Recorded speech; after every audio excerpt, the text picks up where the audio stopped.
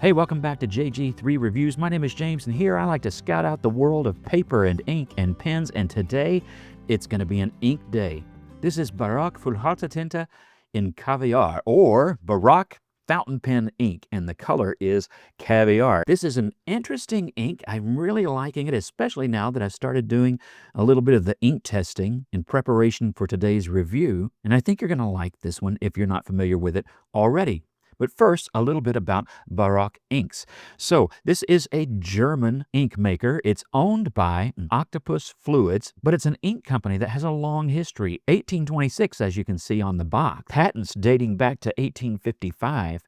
And they even survived World War II. After World War II, the East German government, of course, took them over, and they were a supplier of inks all over East Germany. And now, in post-unification Germany, this is still a successful company, and I foresee some really good things for them being under Octopus Fluids' umbrella.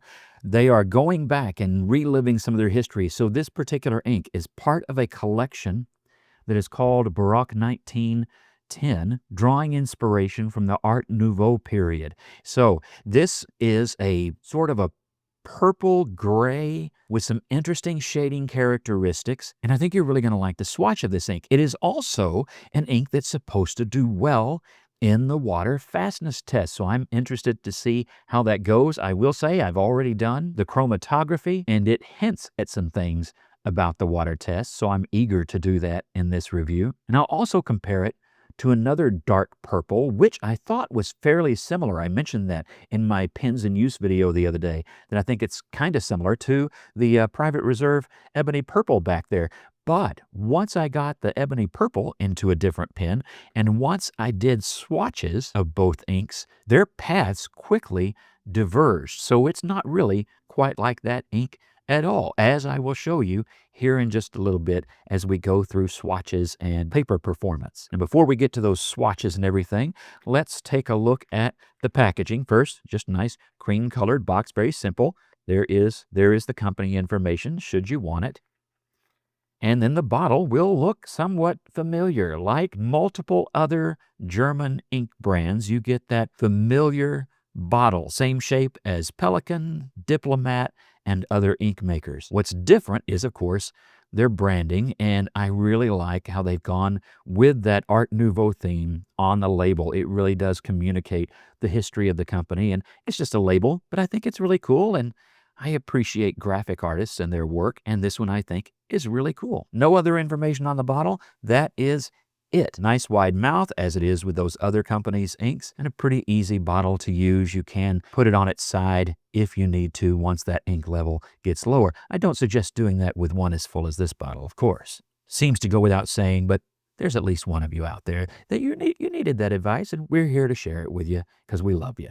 Anyway, the pen for today, or actually I should say pens. The main pen will be the Diplomat Viper, as I showed during my pens in use video. Then I have also done a sample or two with, I almost said this wet noodle. That's not right, is it? This dip pen. It's a glass dip pen. Now, in this review, I will tell you, it wrote not just its usual broad, but it was broad and crazy wet. So it's actually a little bit of a sloppy sample, but it tells us some things about the ink that probably are actually helpful. That's why I like to involve the glass dip pen every now and then. All right, so the first paper that I like to share with you is Clairefontaine. I use this in all of my ink reviews. I like its performance. It is a coated paper, but it writes very smoothly.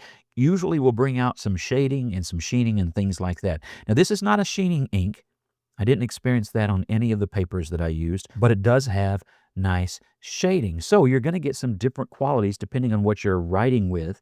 And in this case, we are writing again with the Diplomat Viper, which has a medium fine steel nib. You can see there, it's not an overly wet nib. And so what you see is mostly the dark property of this ink. However, if I bring this up closer, you can see some nice light shading. The top of the B, C, D, you can see that there in this sample here. And it's that shading that I like about this ink. Some papers will bring that out more than others. Some pens will bring that out more than others. And as usual with both Clairefontaine and most of our good inks, nothing going on the back side, very well behaved. Now, the next paper I want to share with you is Iroful. If you're not familiar with Iroful, become familiar with Iroful. It's Iroful.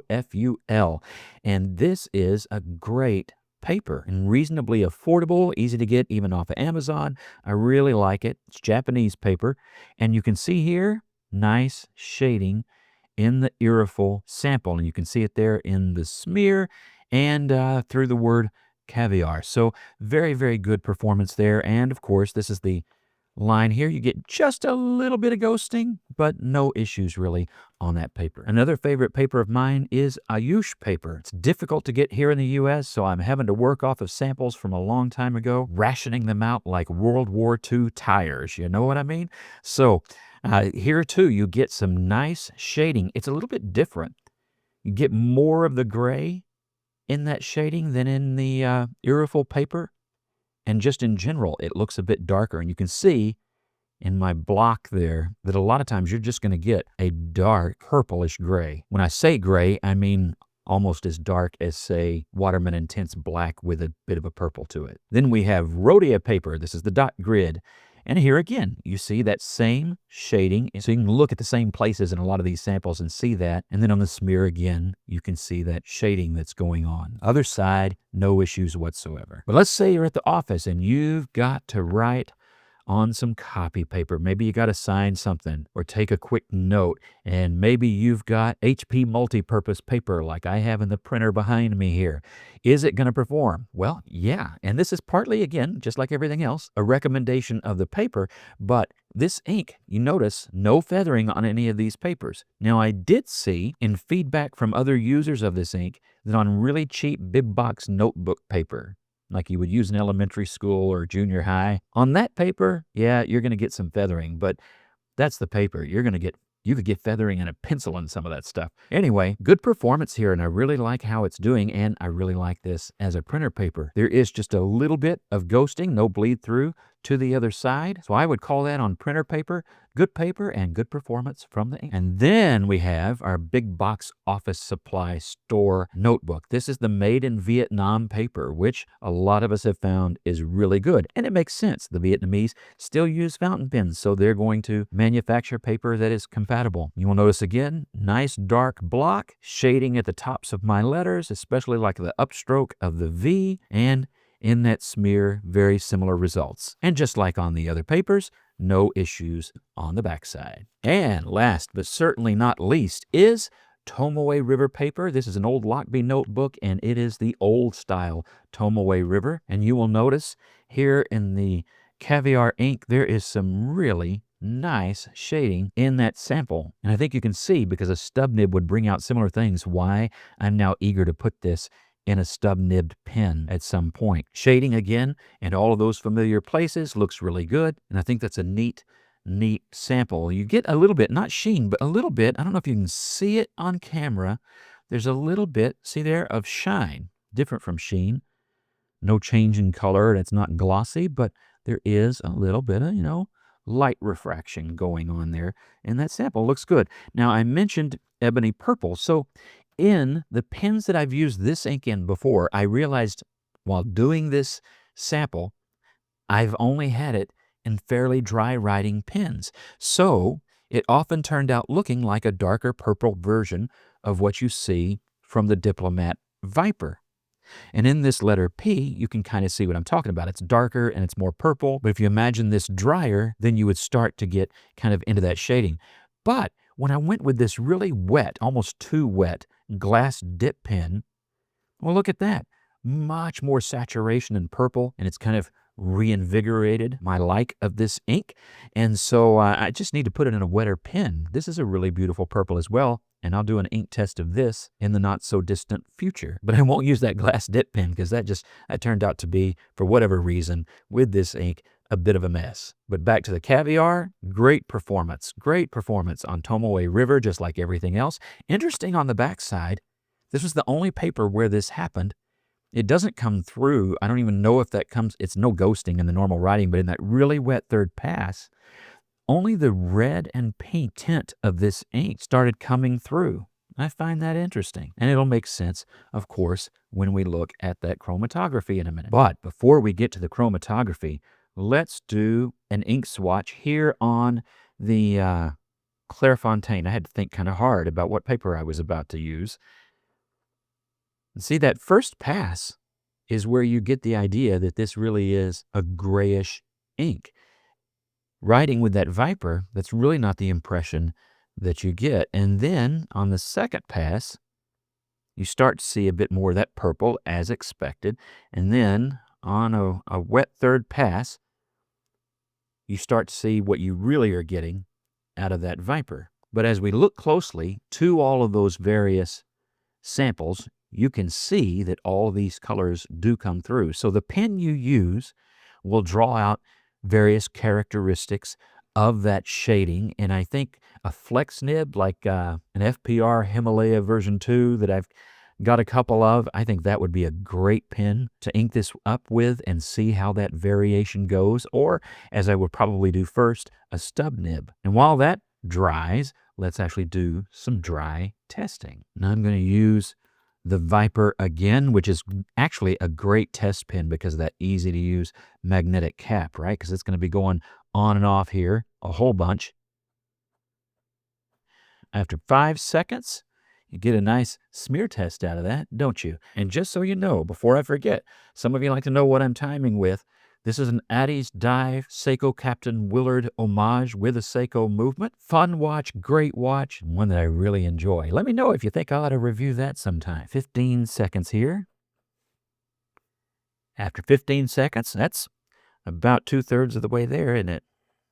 We'll do 30 seconds. And at 30 seconds, well, that's pretty much dry, isn't it? We'll go ahead and do a minute, but at 30 seconds, that was just all but dry. And now 1 minute, and yeah, bone dry. I kind of predicted that pretty easily after the 30 seconds, right? I would consider that good dry time performance. Now let's do our water test. This is always one of my favorite things. Whoop. Oh, this is going to be quite the test because my syringe didn't want to work, and then just waterlogged the paper. But that's okay. This will be an extreme water fastness test today. And that's been sitting for about 3 minutes, and I am going to dab that and see how well it performs. And look at that. That was a lot. That's a lot of water. And check it out. Not only can you still read water test and will it last, but the grid is intact. The part of the ink that provides the gray-black tint to the ink looks to be decently water fast. It's not as resistant as that Noodler's ink I tried the other day. What was that? Gold and limonite? That stuff was incredible in its water fastness test. This is not quite to that level, but definitely salvageable and better than average in terms of just a normal everyday ink. One last look there at the swatch here on the Clairefontaine, and you again see just a little bit of shine in that dark third pass, and the shading, of course, just like on the other papers. And I think the purple comes out on this paper maybe just a little bit better, especially in that second pass. Looks really good. And look, nothing on the backside, even from that significant, well, not just the significant swatch, but even from the water fastness test, no issues. So excellent dry time, good water fastness, great shading, all makes me say this is really an interesting and recommendable ink. But let's not skip out on our chromatography. Some of you are just here for that, right? And you won't be disappointed. This one's interesting. So first, the water fastness test. I said the chromatography told me something about what to expect in this test, and indeed it did. So the black ink barely washed out in the chromatography, just as it barely washed out here. It stays put. Now, all the other characteristics washed away, both in the chromatography and in the water fastness test. And what are those characteristics? Well, you see that blue shading. You always get a little bit of that yellow from any black ink, it seems.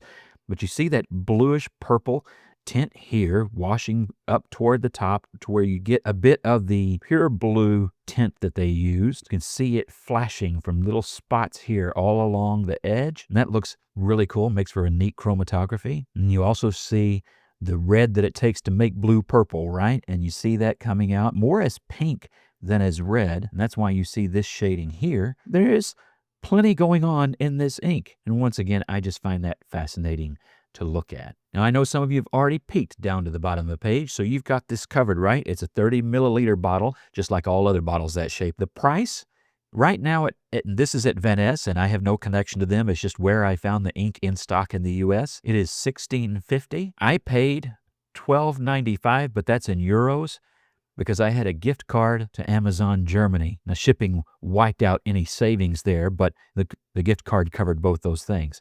And this was back in January of 2025. I'm doing this review at the end of August in 2025, and it's still the same price everywhere that I could find it. It is made in Germany, and it is an ink with a long history. And it's a history that goes up and down and around, isn't it? But really cool to see that this ink company is surviving all the way into this century. And of course, we hope that they survive all the way into the next as well. But what do you think? Have you used this? Is there another Barock ink that you would recommend to me? I know that marine looks really good, and so does one of the greens, but I could never find it in stock. I can't remember the name of the exact one I'm thinking of. But what do you think? What's their best ink if you have experience with them? And what comparable ink would you recommend? Share all that in the comments below. Be sure to like, share, subscribe, because it really does make a difference on the channel. And as always, thank you for watching. Thank you for your comments and your insight, your emails, and I hope you have a wonderful week. It's been wonderful here in Texas. The weather is cooler than normal, and it has been beautiful,